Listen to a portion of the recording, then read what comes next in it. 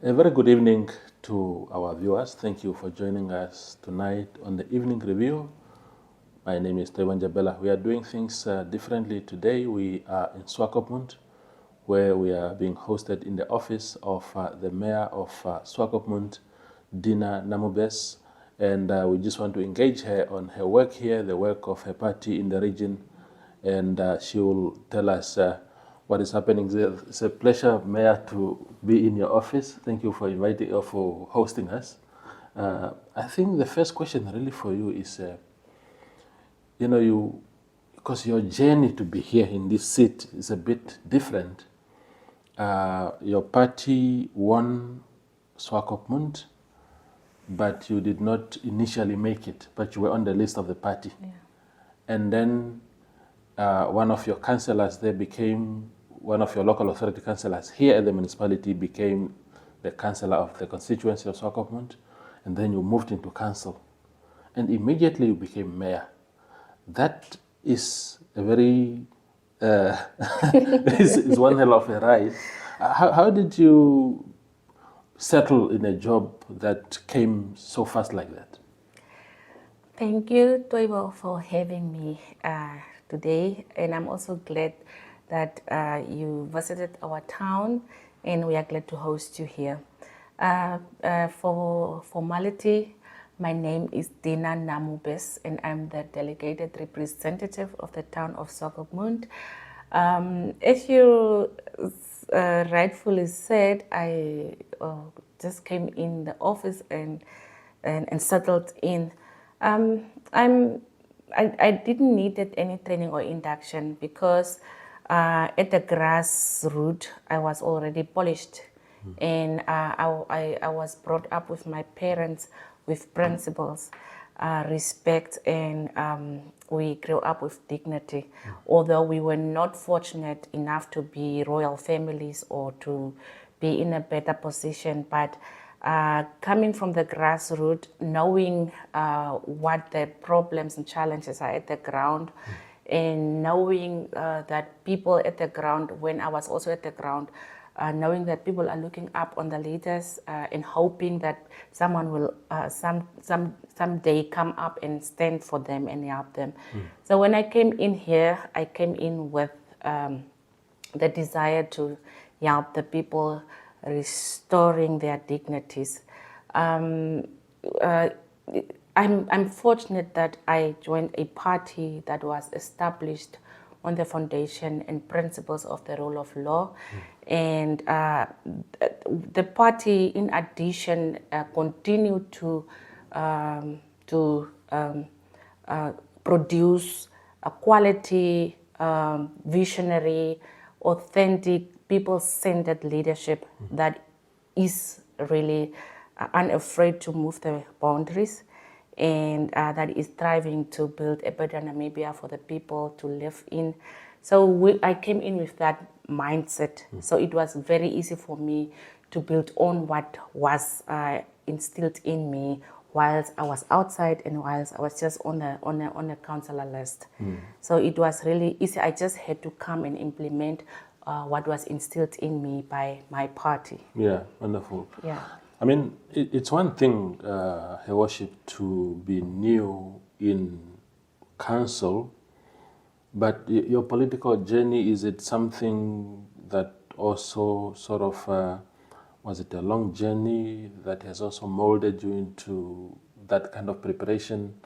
Because IPC is new, and Yeah. I'm just wondering if prior to that, you might be active in other political activities or as an activist of some sort, for you really to be ready for this job. Yeah, I'm actually a person that looks at things very carefully before I just jump into it.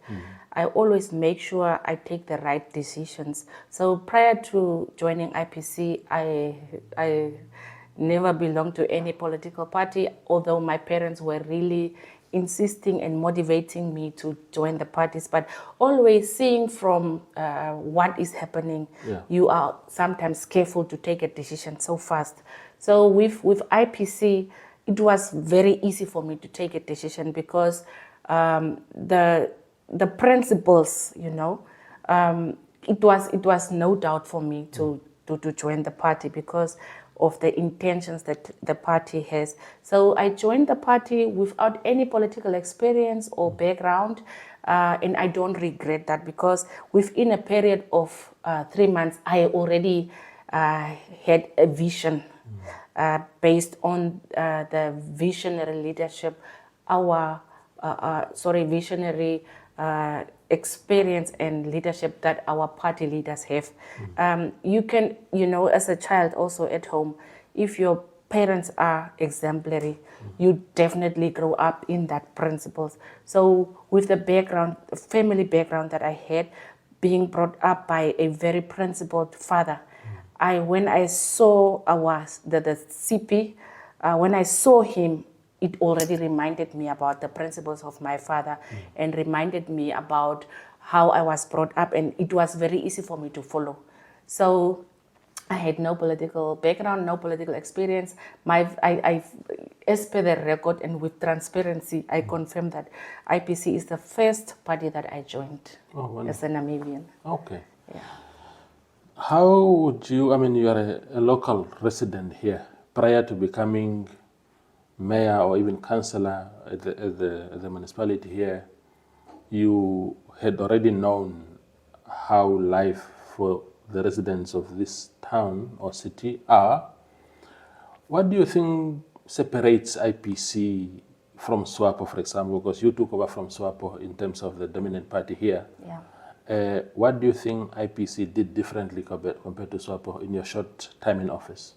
What IPC did differently from Swapo in the short period of time that I'm in the office was that IPC made a research within the community.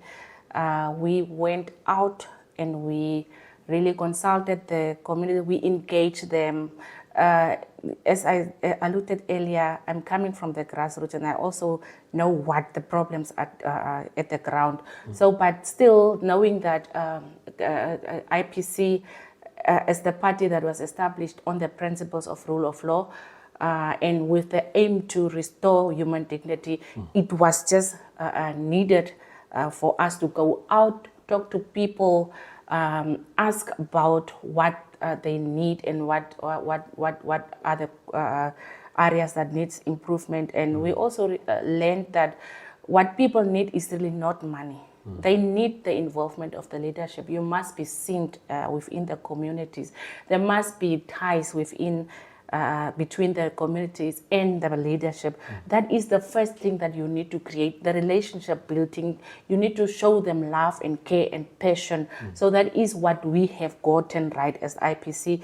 We build relations, and as you can see, the CP is really going around the world, going around the whole Namibia, greeting people, just visiting them to see what are the challenges. And we have also learned that for many years, for about more than 20 years, people are sitting in the same conditions.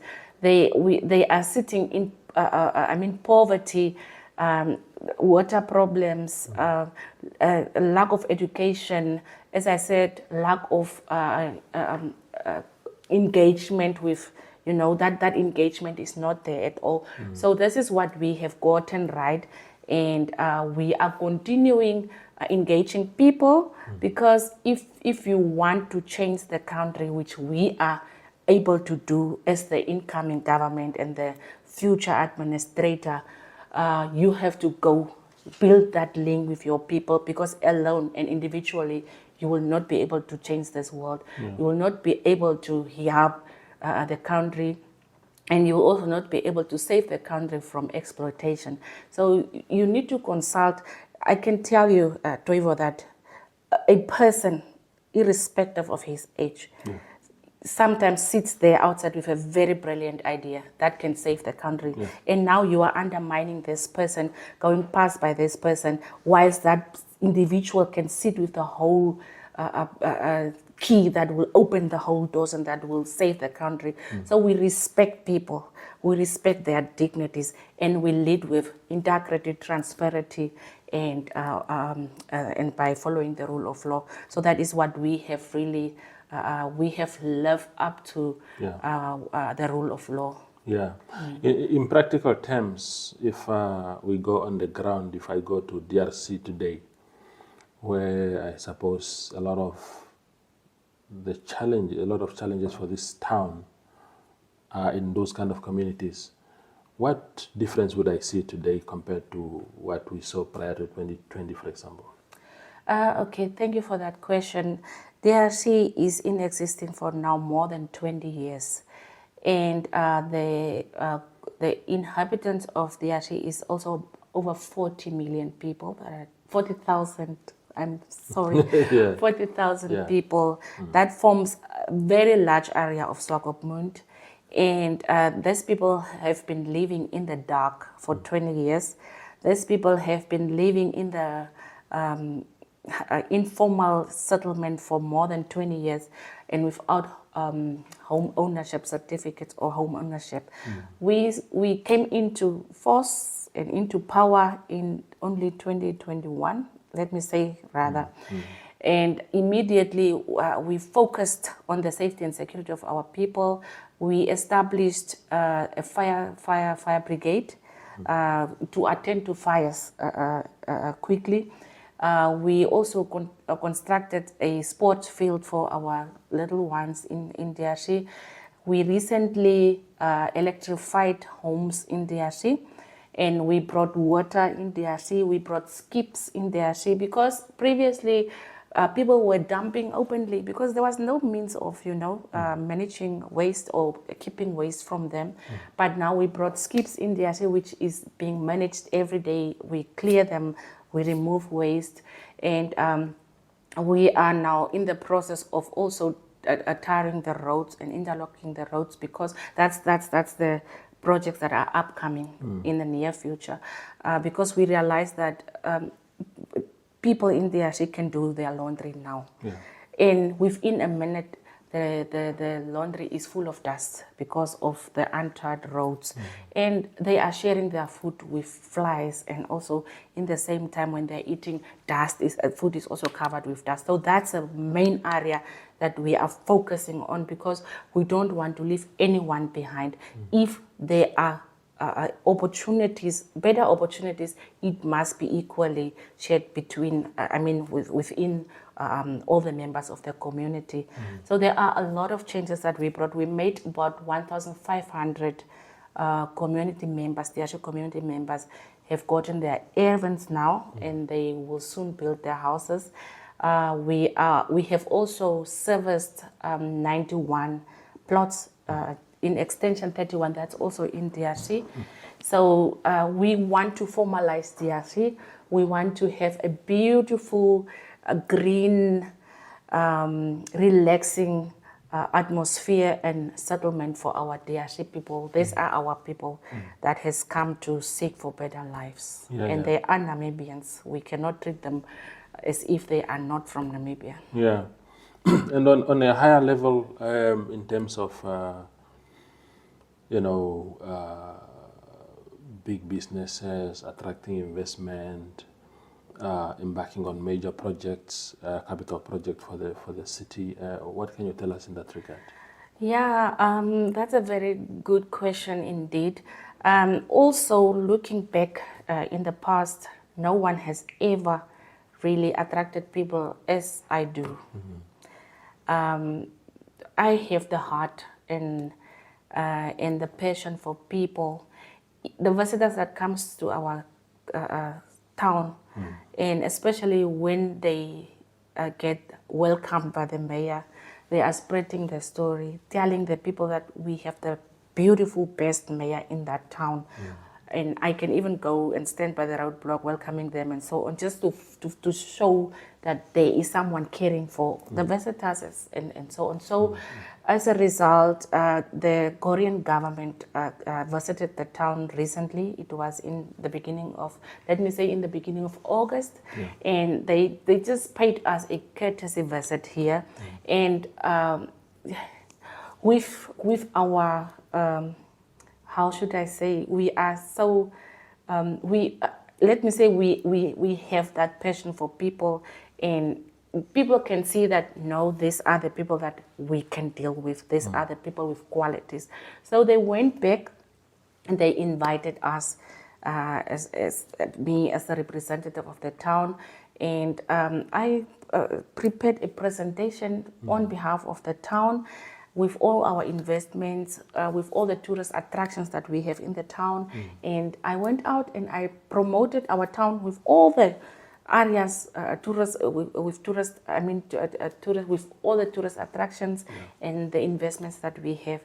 So, no, we are fortunate really to have Swakopmund as IPC, and I'm always fostering to really keep the situation as is, because we really don't want to destroy our town, and we don't want to destroy our region. Yeah.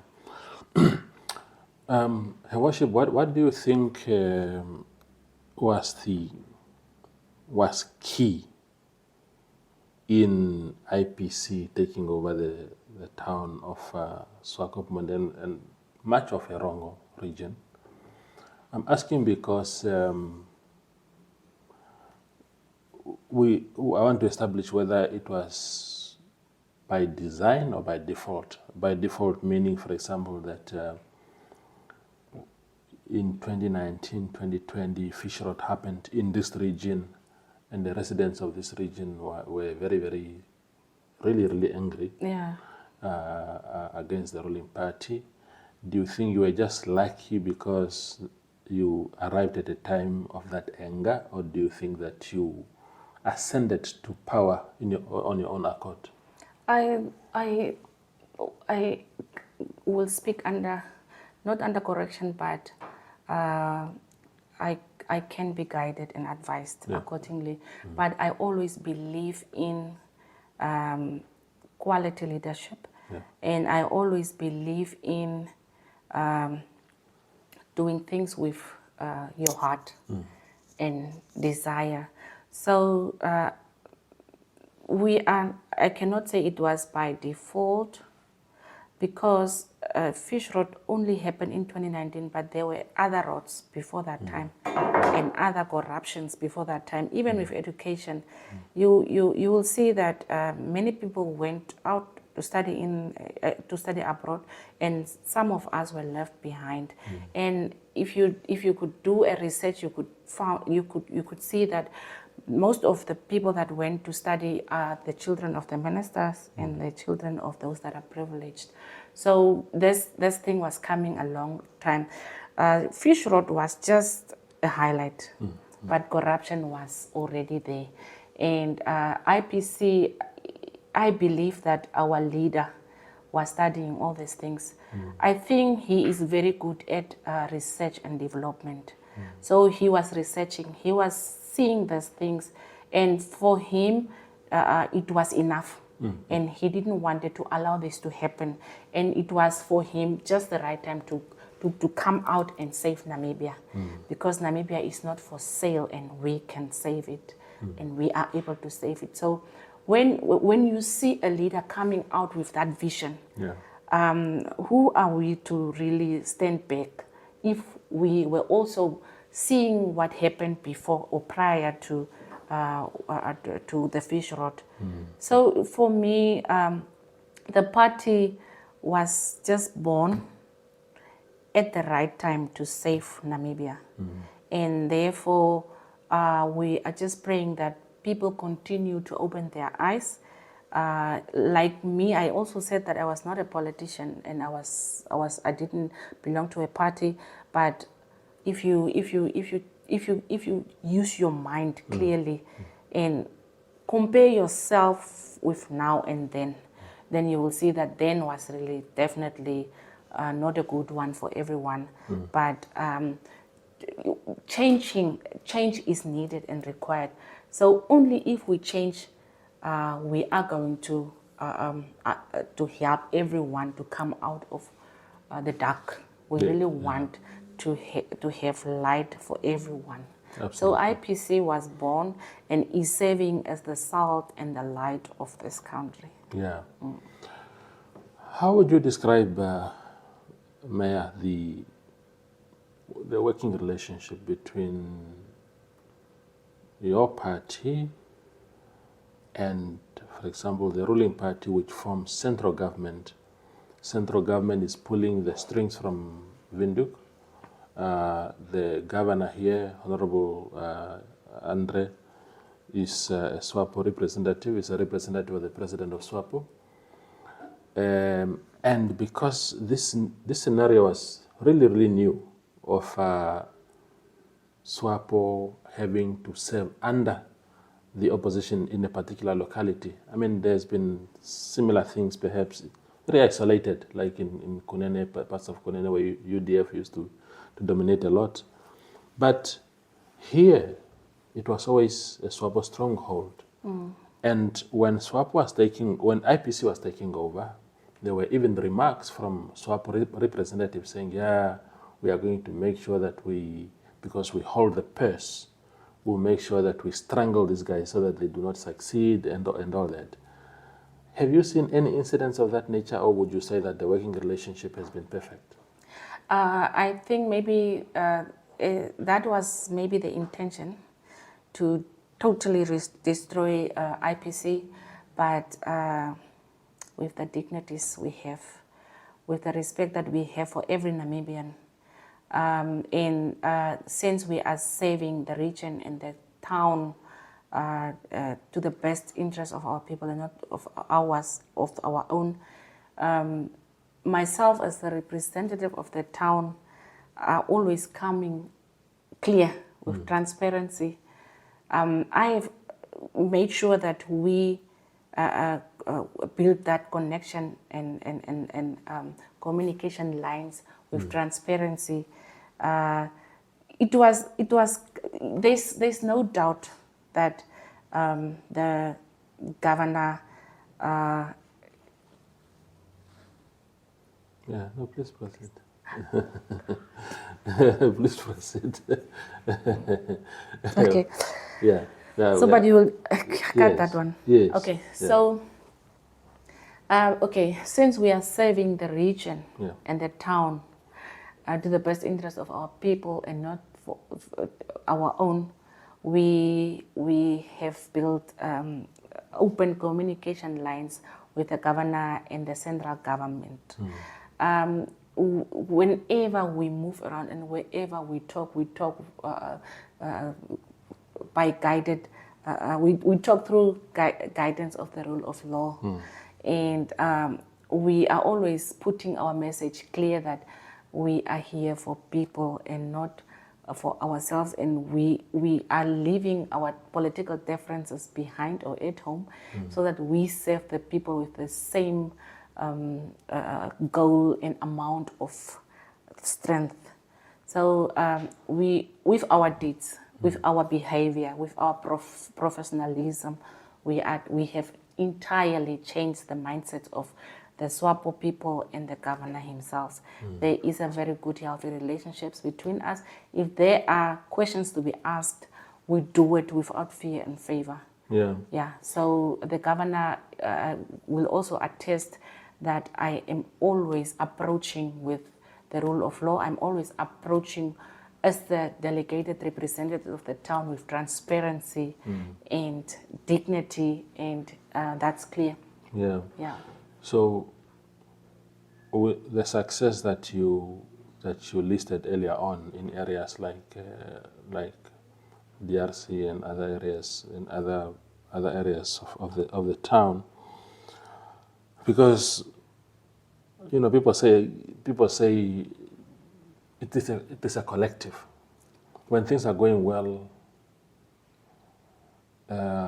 in fact, when things are not going well, sometimes people say, no, we are not part of it, it's IPC. Yeah. When things are going well, then no, it's a collective. Who do we credit for what has been achieved so far, in your view? People are not, I don't want to say stupid, but people are really seeing what is happening, and they are matured. They are not children anymore. They see what happened before and what is happening now, and who was ruling before and who is ruling in Swakopmund now. Although they can take it as collective, The leadership styles are also different. We are leading the town differently and with respect, as I said, with a passion as well. So the difference that are coming up is, it's I mean, there's no doubt. There's no doubt. It's things that has happened after IPC has taken over. Yeah. So we are also sitting now and dealing with issues that are pending for more than 20 years, but we have come in and we are saying that we need change and we cannot keep things pending for so long. If we can change it, we are able to change it, and we do that.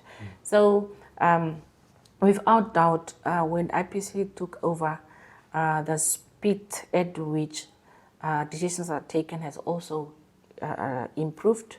The speed at which the town is developing has also changed. We came in with a heart. That is why we have brought changes in the DRC. And that is why I'm highlighting to compare 20 years back with now. Yeah. So many things it is clear, and we have it on record. The change have started after 2021 or from 2021. Yeah. Yeah. The final question, so briefly, Her Worship, is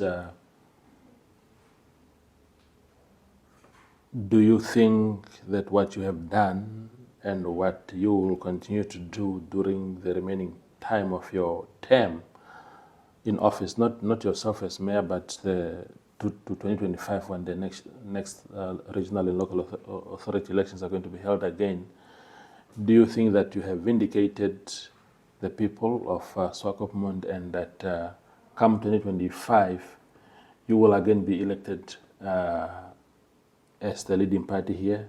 Because we know that Swapo is also going all out now to retain their dominance. To regain. Yeah, we have no doubt we are not going back. We are just going to succeed. There's no doubt that we are going to win the elections in Swakopmund again, because we are building on what we have already, on the legacy.